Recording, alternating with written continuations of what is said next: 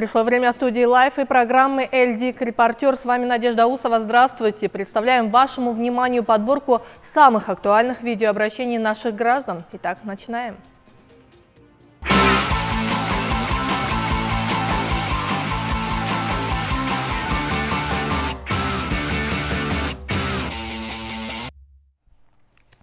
Итак, жители столичной новостройки Алато-2, проживающие по улице Западной и Аккия, жалуются, что дым, который исходит от местной бани, травит людей. Вот такое видеосообщение прислали наши телезрители. Дело в том, что топят баню автомобильными покрышками. Черный едкий дым разносится по всей округе. Сколько бы люди не просили администрацию бани прекратить топку резиной, они не обращают внимания. Жители просят вмешаться руководителей местной администрации в решении этого вопроса.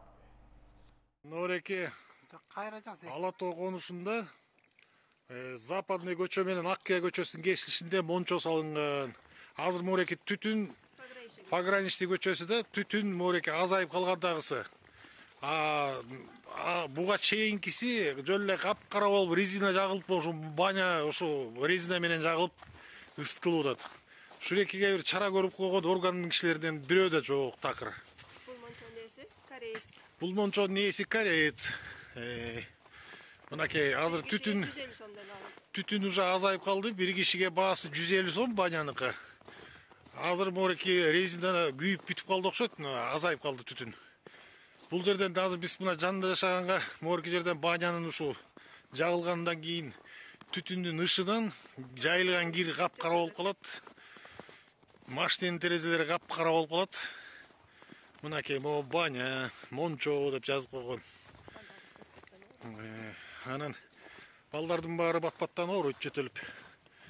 Ушундай аркы ичине кирип тартайын десек ичине киргизишпейт хозяиндери, кароолчулары. Өздөрүнүн видео камералары бар. Мынакей. Азыр уже капкара болгон түтүн уже кетип тарап калды. Күнүгө эртең менен бир 5-20 мүнөткө жакын капкара болгон резинанын түтүнү чыгат. Андан кийин кайра көмүр менен жагып атабыз деп үстүнө көмүр салып коюшат мончону ысыткандан кийин. Ошол туугандар ушуга чара көрүп койсо сонун болот эле. 1 час в день подается питьевая вода в село Мураке Московского района. Вот такое видео у нас. Так, по словам автора видео, напор воды очень слабый. Кроме того, сама вода нечистая. Жители ее отстаивают, кипятят и только потом употребляют в пищу. Жители вопрошают, когда же в село будет проведена чистая питьевая вода. Саламатсыздарбы, Мураке айылы, Московский район. На элдер ушинтип суу алууга очередке турушат. Азыр да жакшы, балдар каникулда болуп, ата-энелерине жардам берип жатышат. Балдар мектепте кезинде бардыгы ата-энелери өздөрү чыгышат. Чоң апалары, чоң аталар.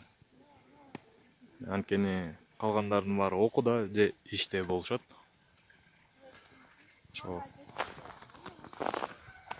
Жашоо аябай кыйын, Мураке айылында суу тууралуу аябай урушат элдер, суу ала алышпай. Сууда жай чыгат. Суу напорун өзүңүздөр көрдүңүздөр, мына суу аз аябагандай. Ылдый жакта башка көчөлөрдө мындан да элдер көп, 15-20 кишиден турушат очередте. Между тем, месяц назад прокопали канал для подачи питьевой воды в Иссык-Кульском районе в селе Тору-Айгыр. И на этом все работы завершились. Жители по-прежнему берут воду из колодцев на окраине села. Почему не работают программы по обеспечению населения чистой питьевой водой? Вопрошает автор данного видео.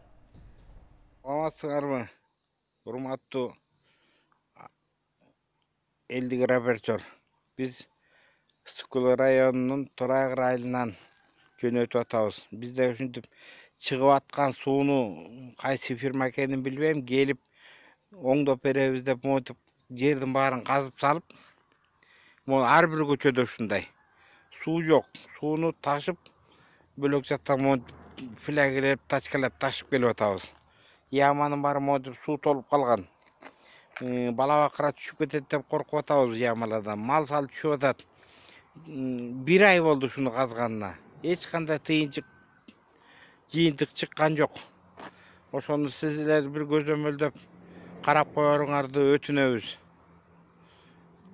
Же райондан киши келбейт, же айыл өкмөтүнөн киши келбейт, эч кимдин тиешеси жок, ушинтип жатабыз.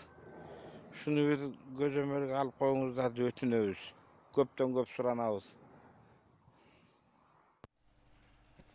В приграничном пункте пропуска Достук на кыргызско-узбекской границе не убирают мусор. Вот такое видео нам прислали наши телезрители. Вдоль трассы разбросаны пакеты и бутылки. Автор видео возмущен, что такая грязь на приграничной зоне. А ведь здесь часто проходят иностранцы, которые оставляют впечатление. И какое у них останется впечатление от увиденной картины, говорит автор видео. Мына Достук чек-арасы.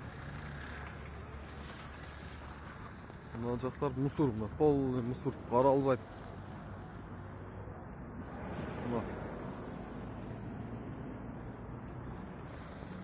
Мына да мусорлар жатат. Бул жакта международный, ар жактан элдер келет. Мусор, мына полный мусор. Мыналар да мусор. Достуктун ичи бул. Ушуну тазалыкка карап койсо деген үнүбүз жетсе экен деген ойдо тарттык. Ушуну тартып, ушундай караачы жактарга айтып деп койсоңуз да. Мусорна полный. Дорога, ведущая из села Кулунду в село Аркали Лекского района Баткенской области, в плачевном состоянии. Это видео нам прислали наши телезрители. Вот. Местные жители говорят, что дорога не видела ремонта со времен основания сел. Местная администрация на все просьбы жителей хотя бы засыпать дорогу гравием не обращает внимания. Проблема не решается уже несколько лет. Жол Кулунду менен Арканы бириктирип турган жол. Эч ким карабайт муну. Вообще бой калган бу. Жүзөйлөр мына бузулуп жатат мына жерде. Sürüp daha koybayt bu joldu. Maşinaların bardığını öldürdü bu jol. Teknikanı. Buna buzulup jatat maşinalar.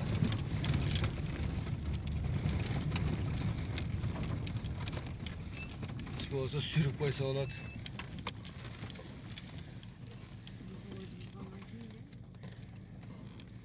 Bu joldu Вообще жүрүп болбойт бул жолдо.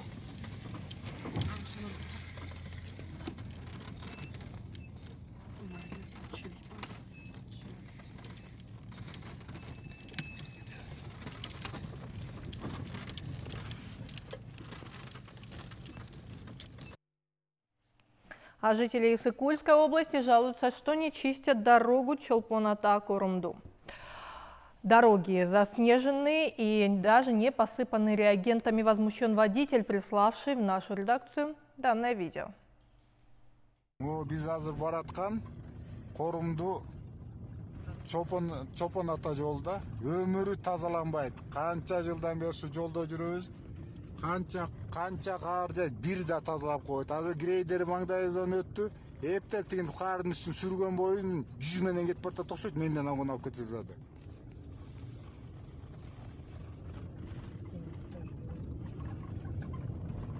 Бул жолго деп бөлүнгөн акчалар каягына коротот бул ДЭОнун начальниги.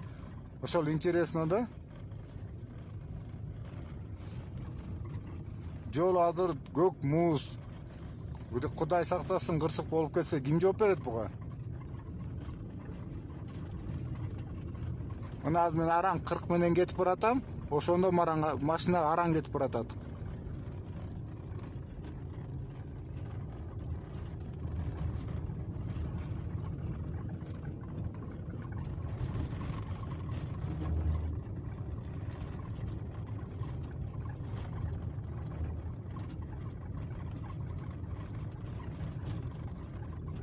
Şu Чолпон-Ата Корумду жолунун ДЭОнун начальнигинен сурап көрүш керек экен. Акчаны каяка коротот?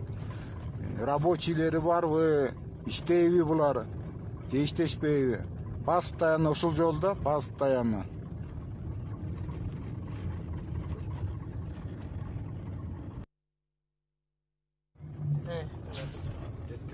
Жолун жакшылап тарсаң кетти. Корумду деген жазууну ал. Бул эми Корумду Ананьева жолу башталат да. Мынакей. Корумду бүттү. Биякты карагыла, биякты карагыла, биякты уже тазалап, кумун, тузун чачып кеткен да, уже бүт эрип атат.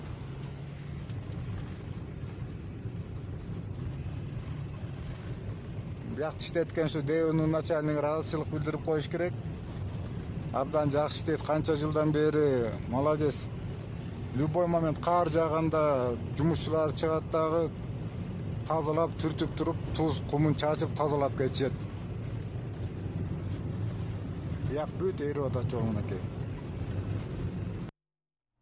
И на этом пока все. Продолжайте отправлять нам видео с волнующими вас вопросами через мессенджеры WhatsApp, Telegram или Viber по номеру телефона 0551 74 81 18. Следите за нашими эфирами на официальных страничках Facebook и YouTube и на сайте ktrk.kg. Оставайтесь на Лото 24, скоро вернемся.